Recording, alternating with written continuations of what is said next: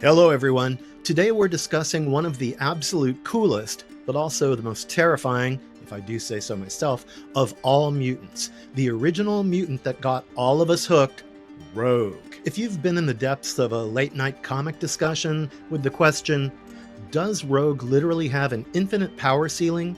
And could the woman simply punch down everyone in the DC and Marvel-wide pantheon and just become a living god? Or just, go insane? Then trust me, you are definitely not alone. It's such a fun comic book question, and honestly, when you pull back and start digging down into the Marvel Earth 616 canon, you will be absolutely stunned by how insane this answer truly is. So grab your snacks and relax as we break down the realities of just how powerful her powers genuinely are, how piling up the powers can cause a serious case of insanity, and what the true breaking point of Rogue actually is. But what exactly are Rogue's mutant abilities? Thanks to them, Rogue is able to possess her victims' powers, skills, and memories with little control over the transferring process. Throughout her career as a hero and a villainess, Rogue drained the powers and memories from many of the Marvel Universe's most powerful individuals, from Captain Marvel to Wonder Man. So, does Rogue actually have a power limit? The first and probably most important question is that did Marvel ever straight up claim that Rogue can only carry precisely 12 powers before she faints? Absolutely not. Marvel has never said, here's the precise number of powers that Rogue is capable of carrying at any one time without having a breakdown. She doesn't have a gauge, nor can we describe her as if she's a piece of technology. More than once, she has carried a heavy-hit mutant ability inside her in conjunction with others without fainting immediately. That being said, if you feel like clarifying to the world her powers' complexity, you should divide them into two. The first, powers she has to absorb. This indicates how many full sets of powers her physical form can absorb before she breaks, and second, managing those powers within her. This indicates how much the mind's memories and instinctive impulses from these powers that her mind can hold or integrate into her mental and/or psychological profile before it collapses. Her brain and body are essentially like an enormous sponge that can pretty much absorb anything that might get pushed at it. That's definitely a really cool, if not useful thing about it. That sponge can hold more than enough to satisfy any amount. The only problem that arises is that those people whose powers are being taken also remain inside her head the entire time. How many people could one person hold inside their mind while keeping their sanity at the same time? She's basically a power absorber. Marvel shows that her power isn't simply physical cutting and pasting, but the energetic psychic absorption that steals another individual's physical powers, superhuman abilities, physical strength, and even mental essence to supplement her own power and consciousness. Since Marvel seems to use her powers like an open vessel instead of having limits, her ultimate limit is whether or not her own psyche can contain everyone else inside herself. The best demonstration of this comes in Uncanny Avengers from 2012, issue number 21, when Rogue's borrowed powers were mostly drawn by the Scarlet Witch because it had become a lot of mental energy to take. The scary part is that Rogue doesn't just steal powers. As we touched upon the topic, things get really creepy. Had she only been a power taker, just snatching somebody's flight power or their laser power, she would unquestionably be the most overpowered character in Marvel history, with no drawback in the least. However, as her official origin and established backstory states, Rogue takes the entire person from somebody else. The amount of skin-to-skin contact determines how much superhuman abilities, physical statistics, entire life memories and secrets, skills, training, and instinctual muscle memory, personality characteristics, mental quirks and inner moral fiber, raw emotions, deeply buried trauma and raw instincts, even physical characteristics, physical mutations, and foreign biological traits she absorbs. Each time Rogue touches a mutant or a hero, she isn't collecting some super handy accessory to slot onto a belt. She's voluntarily importing another live human mind into her brain. Think of the mental equivalent of driving a vehicle that multiple other people have seized control of in an attempt to guide you in 14 different directions, all while screaming out their favorite songs on high repeat. And that's a regular day for poor Rogue when her power acts up. That mental side effect is a part of her mutant mutation, and any and all powers gained come with free temporary housing in their respective owners' skulls. Can she actually stack several mutant powers without collapsing? In a word, absolutely. When Rogue is truly focused and the circumstances call for it, Rogue can combine several of her mutant powers and make herself a walking, one-girl wrecking crew. One of the very best Earth 616 comic examples of this can be found in Uncanny X-Men number 517. Rogue and the other members of the X-Men are locked in a battle against an awesome, genetically engineered Predator X monster, an entity that has literally been designed for the purpose of hunting and consuming humans, with not so much as one iota of restraint. Rogue finds herself needing to protect a couple of the younger X-Men, but knows that she'll find herself more of a hindrance than a help without tapping some additional mutant powers. So what does she do? She walks around the room and deliberately siphons all 7 of these young mutants' powers. Lethal sandstorm powers from Dust, reptilian agility and regeneration from Anole, a body as solid as granite from Rockslide, creating of a giant psychic force field that functions as shell defense from Armor, Mercury shapeshifting from Mercury, hyper-accelerated healing from X-23, and astral projection from Trance. She basically mixes these abilities together in one awesome Frankenstein-like form of mutant superpoweredness. She uses the Rockslide and Armor defenses as bullet sponges to make her resilient, shapes herself like Mercury and Dust, healed like X-23, and then proceeds to flatten Predator X while she remains practically undamaged. This scene is actually huge. It shows that it's absolutely possible to use multiple powers simultaneously with no obvious ill effects. And she's pulled off multi-power stacking more than once. You think Rogue only got by against Predator X on luck and circumstance? Think again. Veteran Rogue can play the multi-power stack like the ultimate trump card. Take the pivotal Second Coming storyline, for example. Rogue is appointed the sole guardian of Hope Summers, the first mutant born after M-Day, who's being ruthlessly pursued by a murderous anti-mutant robot hunter, Bastion. Knowing full well how high the stakes are, Rogue simultaneously recruits multiple veteran X-Men into her battle array for unique fight combination abilities. She acquires the organic steel constitution of Colossus for his invulnerability, the tracking ability and healing factor of Wolverine, the travel range of the teleportation, and the range support of the energy blast. The best lesson of this issue, when Rogue is focused, prepared, and in control, borrowing as many powers from a team who actually wanted to give her their powers, it does not drain her. It makes her the MVP field commander of the X-Men. But then the personalities start becoming a problem. But if she can stack 7 powers to fight a giant monster, where can things possibly go wrong? Where those things go wrong is when the minds associated with all those powers start throwing their weight around. Lifting simple physical powers from friendly associates you trust is one thing. Absorbing the mentally unstable and raging individuals whose powers would simply be over the top sounds to me like a recipe for disaster.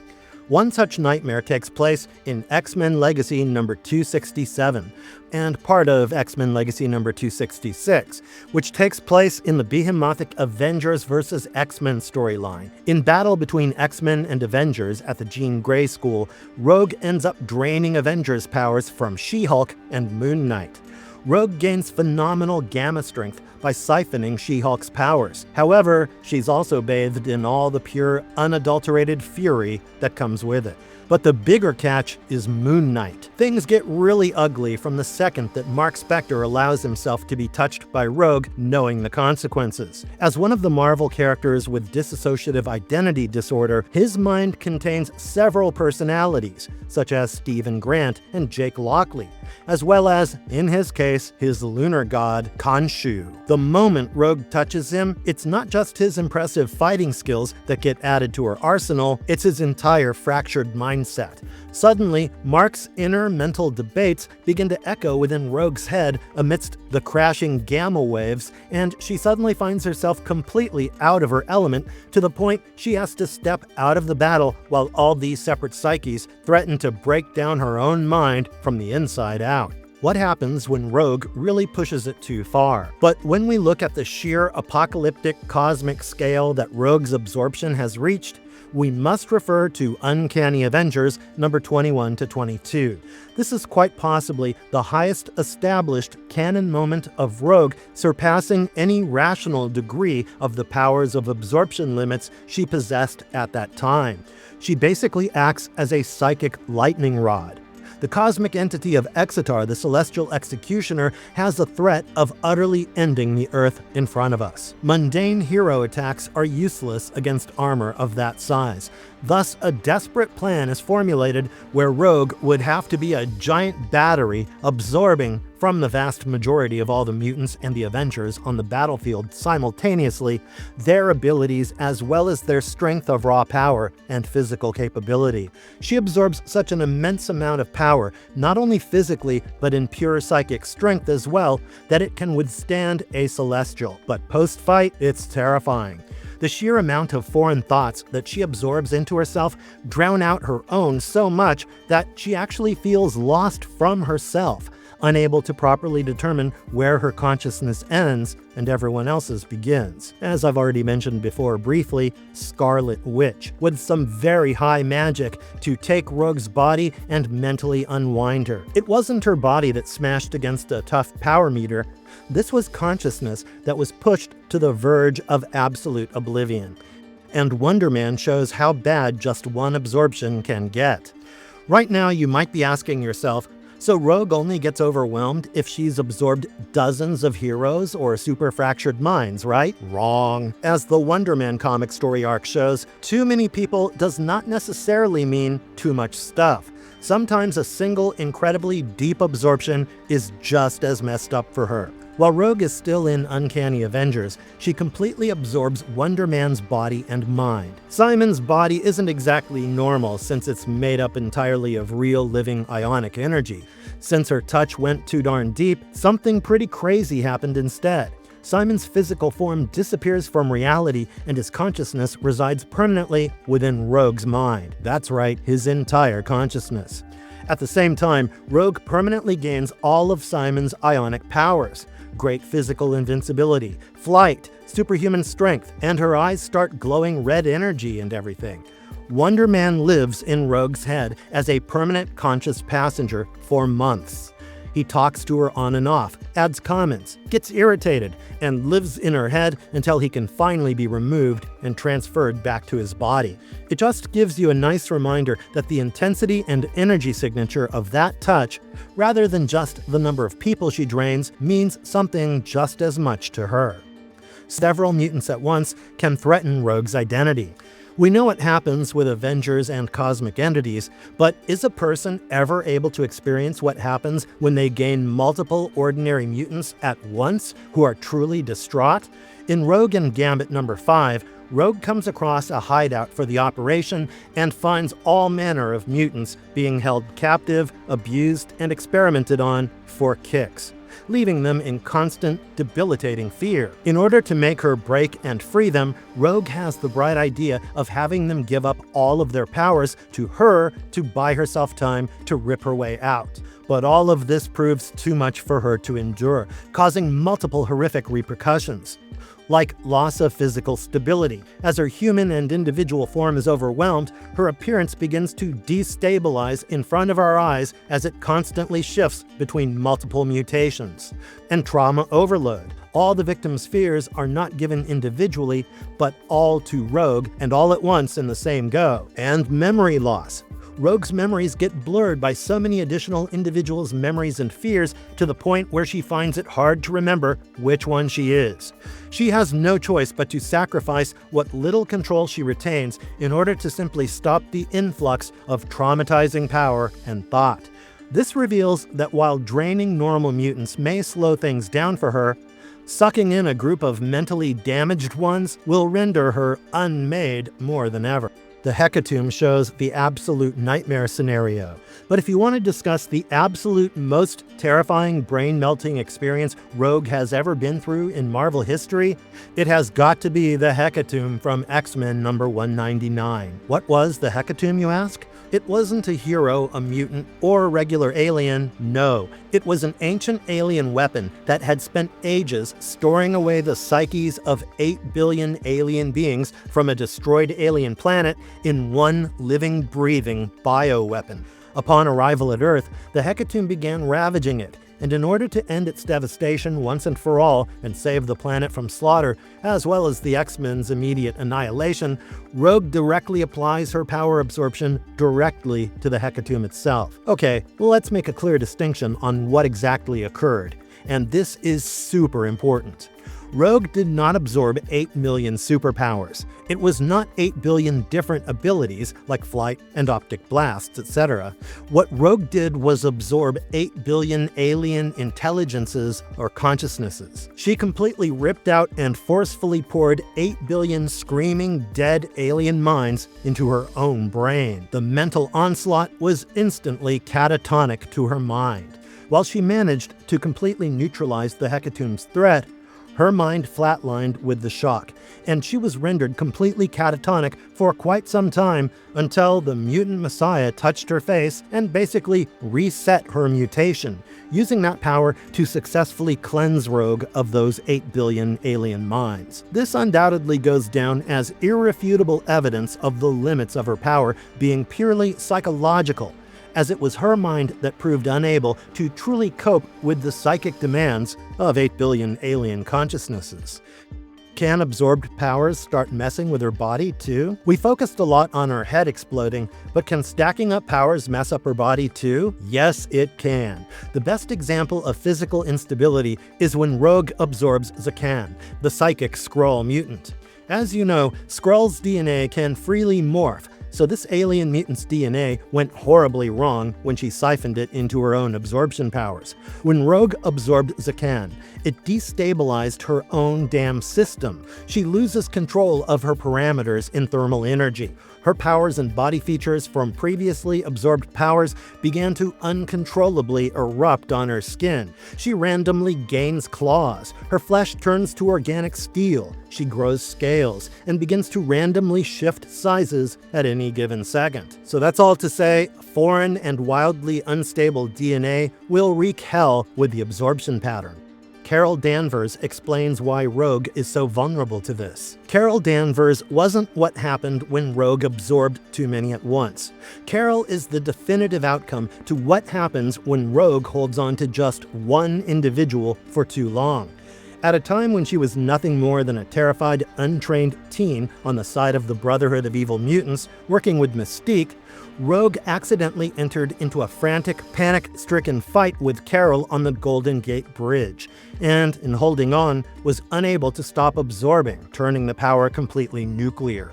She permanently steals her life-giving superpowers, flight and super strength and toughness. It, however, did not stop there. She took all of Carol's memories, including her time in the military, all of her ties in life, and essentially creates the perfect Carol Danvers clone inside her mind. Her entire life history as well. And not only did that work, but her new Carol brain also made the person fully operational, which for a few years meant that Rogue's personality had her own personality talking back to her in her head, whispering about the choices she'd made in mirrors, and sometimes fighting for control and steering herself. She was nearly driven to madness by stealing Carol Danvers, and the trauma of that instance is precisely why Rogue fears the consequences of overburdening herself.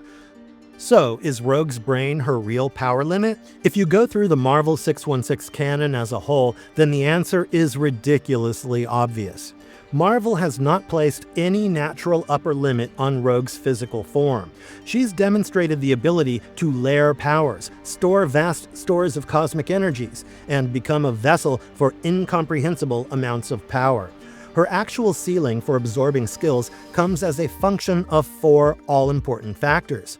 1. Which target she's siphoning from. Steady cooperative ally SIPs versus raw, unhinged personality system of Moon Knight or She-Hulk. 2. Length of the siphoning. A quick shoulder bump leads to such powers as short bursts of flight or temporary strength increases. However, prolonged contact allows her to absorb memories as well as fundamentally change her personality. 3. Amount of minds actively siphoning to hers. The greater the inner chaos inside Rogue's skull, the more unstable her mind becomes. And 4. Her emotional stability and discipline. When Rogue is in the zone, she can stack multiple powers like the most skilled tactician in the universe. When Rogue is freaking out, all of her mental defenses come down. So what actually happens when Rogue absorbs too many powers? To sum it all up for you for your next comic argument, Rogue has no established numerical power ceiling. She can take abilities from 7 mutants to slaughter a Predator X or absorb an entire Avengers team to fight a Celestial. The actual peril isn't about running out of room within her body for such a massive power boost. The actual nightmare concerns the mental and physical consequences, like foreign psyche overload. She's not just taking the power, she's taking the memories, feelings, impulses, and ego of that mutant as well. And loss of self. Too many of those minds can drown her own sense of self in the cacophony. Then, physical destabilization. Alien DNA or layered powers can cause formerly dormant physical traits, animalistic hair, non-human eyes, super strength, to erupt uncontrollably across her skin. And finally, mental breakdown. At a high level, say absorbing the 8 billion alien souls of the Hecatomb, her mind shatters completely, dropping her into an immobile coma. In the end, it's not about Rogue having too much power. It's about Rogue having too much of everybody else trapped inside until there isn't room for Rogue anymore. And there you have it, the inside information on Rogue's awesome powers. All things considered, even though her power doesn't have a specific hard cap, Rogue has the ability to save everyone on the planet just so long as she can maintain her sense of self. This makes for easily one of the most powerful, if not complex, heroes Marvel has ever seen. Hey, if you enjoyed this deep dive, make sure to smash that like button, consider subscribing to our channel, and comment below which mutant you want us to do next.